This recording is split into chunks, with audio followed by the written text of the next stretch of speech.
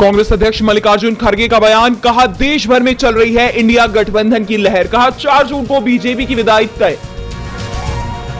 हिमाचल के कुल्लू में बोली प्रियंका, कहा देश में इस समय सबसे ज्यादा बेरोजगारी, पीएम मोदी के कार्यकाल में ठप हुआ रोजगार देने का काम।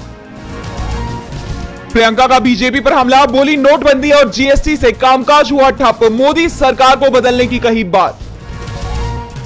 दिल्ली के सीएम अरविंद केजरीवाल का बयान, अमित शाह ने किया पंजाबियों का अपमान, 1 जून को जनता इन्हें दिखाएगी बाहर का रास्ता।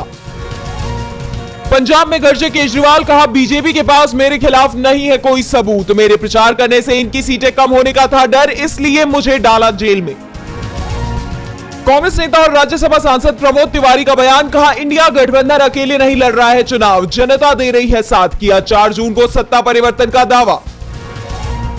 बीजेपी पर गरजे तेजस्वी यादव, कहा हमने दिए 40 में से 39 सांसद, लेकिन सब कुछ मिला गुजरात को, बिहारियों को मोदी जी ने दिखाया ठेंगा।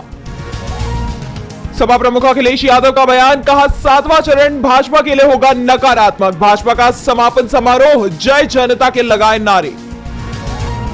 कांग्रेस प्रवक्ता पवन खेड़ा का कंगना को लेकर बयान, कहा बीजेपी को सोच समझकर करना चाहिए था टिकट वितरण, बोले कंगना में नहीं है गंभीरता और मुद्दों की पकड़। बिहार में स्कूली बच्चों के बेहोश होने पर बोले तेजस्वी, कहा कमजोर हो गए हैं सीएम, नहीं संभलता एक भी अधिकारी। 1 जून की वोटिंग को लेकर आरजेडी का ट्वीट, लिखा इंडिया गठबंधन को नहीं जितवा रही है जनता, बल्कि वोट देकर अपने सपनों और आकांक्षाओं को जीत दिलवाने का कर रही है काम। रक्षा मंत्री राजनाथ सिंह का बयान, कहा गैर भाजपा शासित राज्यों में पेट्रोल डीजल की कीमतें अधिक, वहीं भाजपा शासित राज्यों में कीमतें कम। आरजेडी ने किया ट्वीट, लिखा 17 महीनों के काम गिनाकर वोट मांग रहे हैं तेजस्वी, पीएम नहीं गिनवा पा रहे हैं 10 सालों के काम। पीएम के कन्याकुमारी के विवेकानंद मेमोरियल पर ध्यान लगाने की खबर पर कपिल सिब्बल की प्रतिक्रिया, बताया राजनीतिक स्टंट, कहा विवेक की बात कहां करते हैं पीएम। दक्षिण 24 परगना में बोले पीएम मोदी, कहा टीएमसी ने बंगाल और इस क्षेत्र को रखा विकास से वंचित, भाजपा को बंगाल में मजबूत करने का किया आह्वान।